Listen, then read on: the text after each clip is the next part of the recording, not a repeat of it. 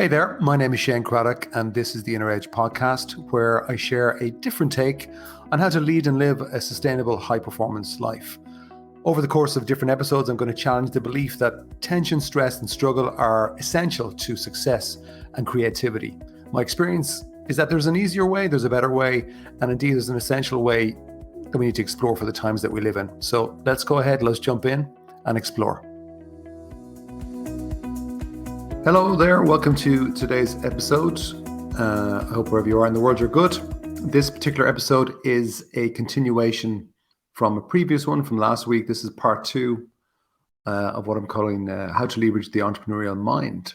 Now in the previous episode, I was talking about the root word of entrepreneur, which was from the 13th century French, entreprendre. Excuse my pronunciation for any avid French people or followers there. But essentially, the root of that is, it translates to mean to undertake, entreprendre, to undertake. And obviously, over time, then it became very much associated with business, which is fine.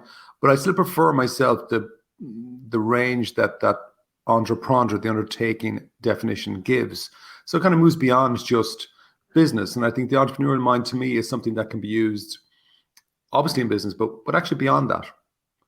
And in the previous episode, I was talking about the fact that there are certain mental habits that very good entrepreneurs you'll see have, but also very, I think, creative people have. Anybody who's kind of a high achiever in any field will generally have aspects of what I call the entrepreneurial mind. And there's certain kind of habits, certain traits, inner traits. And I was exploring one or two of them last week, and one of the ones we landed on last week was about thinking big. And a lot of people can think big, but very often something else gets in the way of that, which I'm going to link a little bit into today, because it comes into so many different things, and it affects not just thinking big, it also affects taking risks. It affects your ability to speak up, to try something new, to live a better life, a higher life. Actually, this thing really has a big impact on. So what I'm going to talk about is an entrepreneurial mind, like a genuinely entrepreneurial mind, has learned to ignore their inner voice when it comes to fear, bad fear in particular.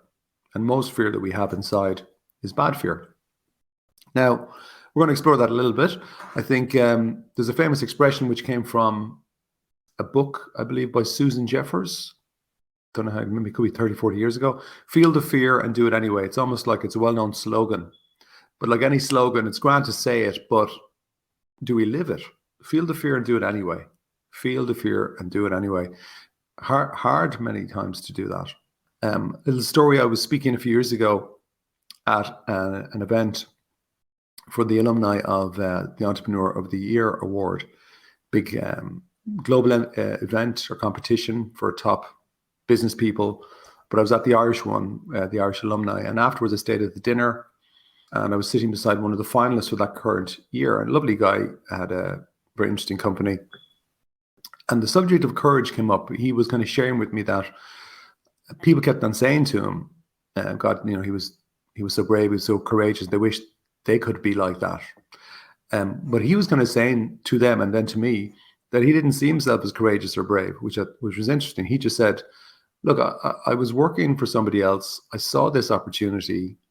You could call it a gap in the market, and it just seemed really logical to take it.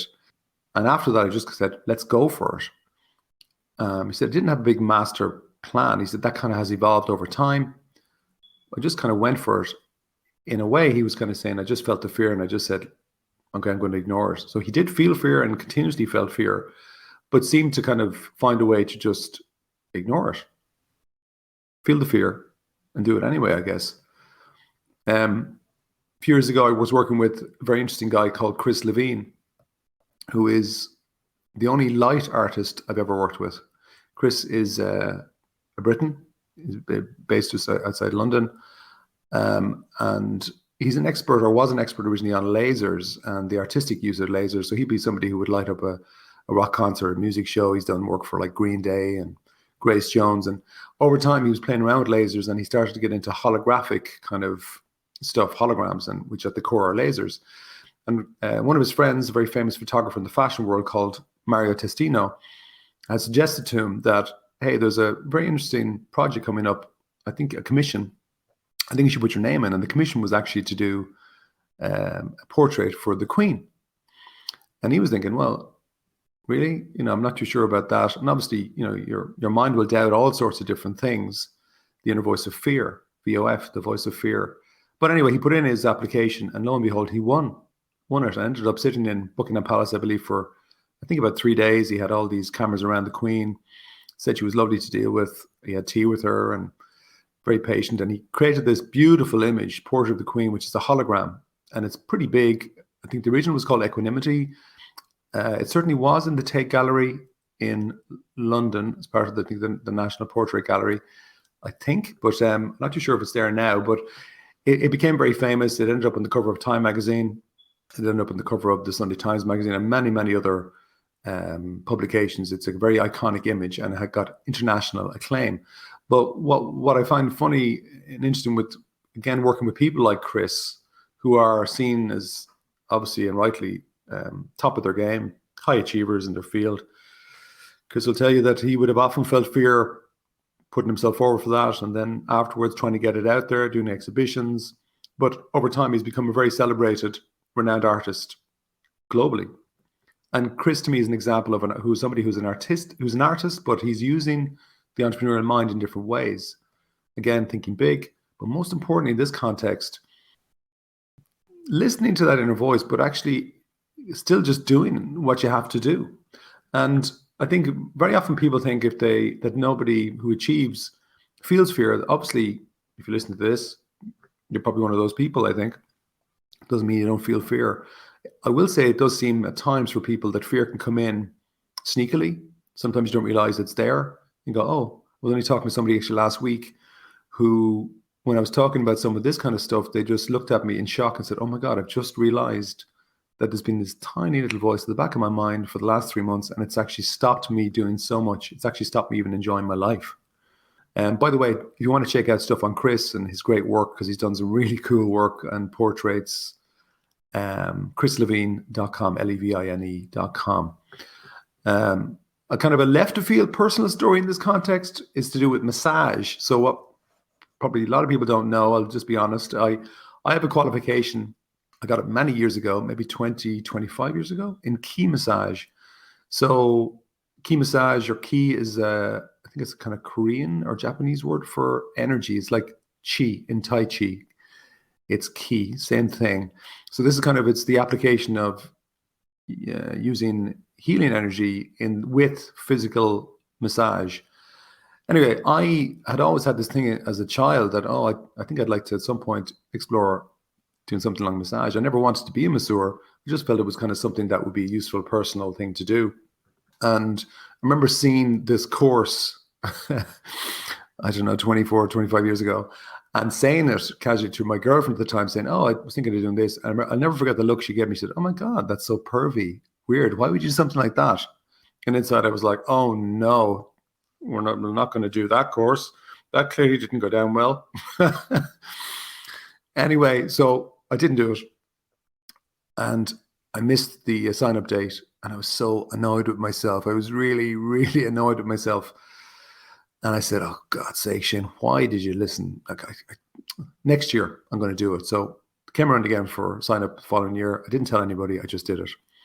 And as soon as I got to the first day of the course, I realized, man, this is brilliant. It was just fantastic. But particularly, though, because I had to learn about Qi, Chi, Asian philosophy, the Eastern mysticism in a way, inner philosophy.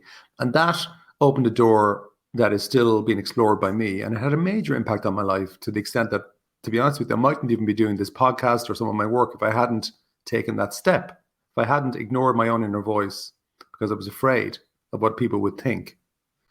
But a side point on that as well is that towards the end of the program or the course, you had to practice, obviously, on people. So I said, look, I have to practice, face massage, neck massage, whatever, on my girlfriend. And actually, it turned out some of her friends. And of course, they all loved it. She loved it.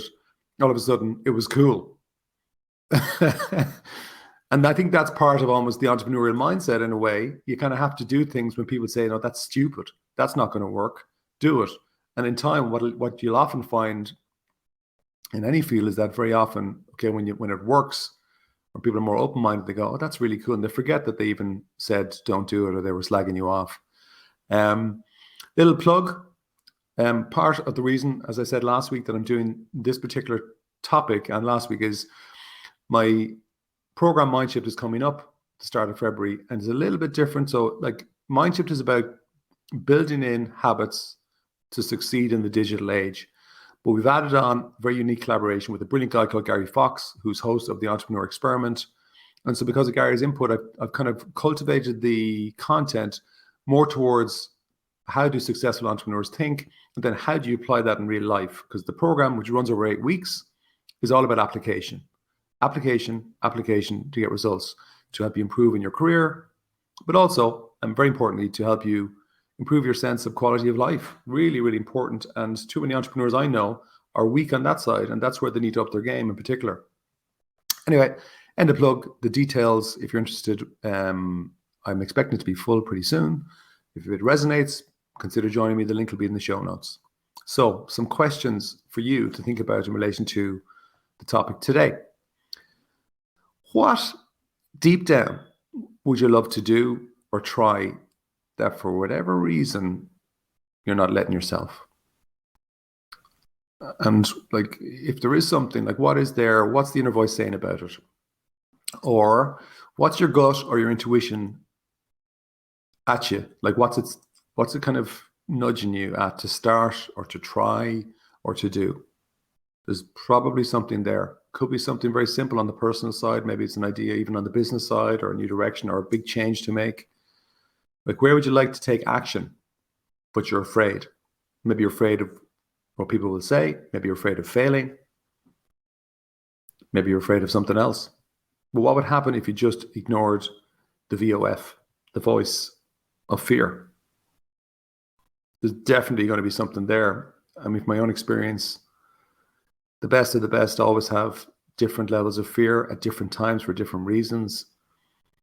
You may have no fears. You think, I guarantee you that there's going to be something in there. I'm curious if you want to let me know if you found something, and then maybe did you take action around an experiment? I've been a bit like me with my weird massage course, that when you jump in and just do something that your gut tells you, this is it, just do it.